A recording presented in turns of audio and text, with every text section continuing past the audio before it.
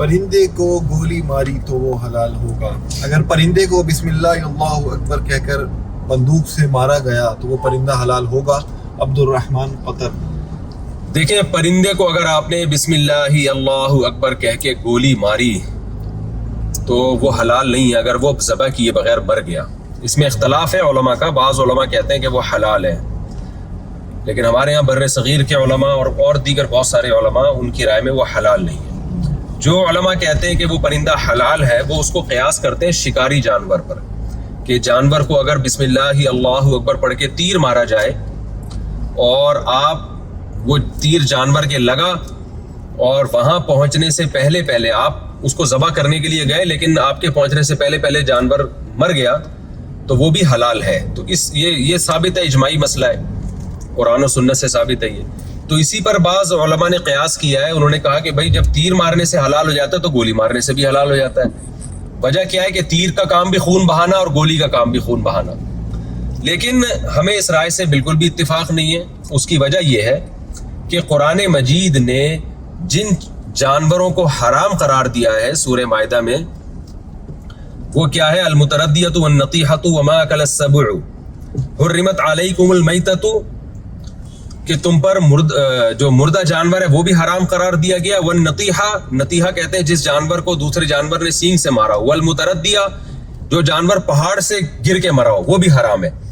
تو یہ تمام جانور جو چوٹ لگنے کی وجہ سے مرے ہونا وہ تمام قسم کے جانور حرام قرار دیے ہیں قرآن مجید نے. تو اسی وجہ سے پتھر سے اگر کسی نے جانور کو مارا ہاتھ سے زور سے پتھر کھینچ کے مارا اور سر پہ لگا وہ پتھر اور جانور مر گیا تو بے شک بسم اللہ اللہ پڑھ کے وہ پتھر مارا ہو. تمام دنیا کے تمام علماء کا اتفاق ہے جو بھی قرآن و سنت کو فالو کرتے ہیں کہ یہ جانور حرام ہوگا. اب ہم کہتے ہیں کہ گولی جو ہے نا، گولی وہ جو جانور کو جب جا کے لگتی ہے تو وہ تیر کی مثال نہیں ہے، وہ پتھر کی مثال ہے، کیونکہ تیر میں دھار ہوتی ہے اور پتھر میں دھار نہیں ہوتی.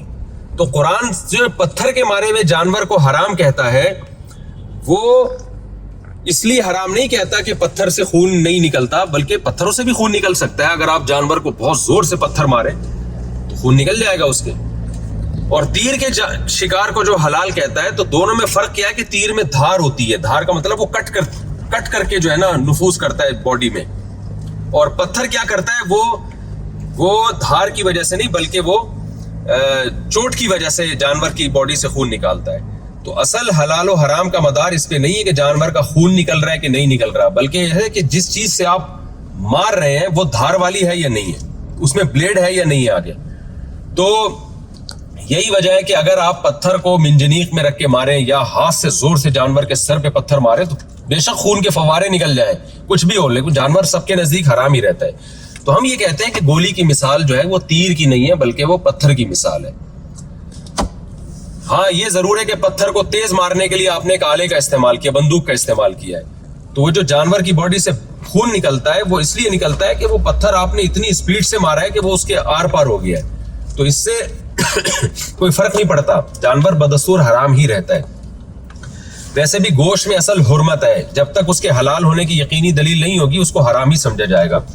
تو ہمارے پاس تیر سے جو شکار ہوتا ہے اس کے تو حلال ہونے کی یقینی دلیل ہے، جو گولی کا شکار ہے اس کے حلال ہونے کی یقینی دلیل نہیں ہے بلکہ وہ پتھر کے زیادہ مشابہ. تو جب تک یقینی دلیل نہیں ہوگی ہم اس کو حرام ہی کہیں گے.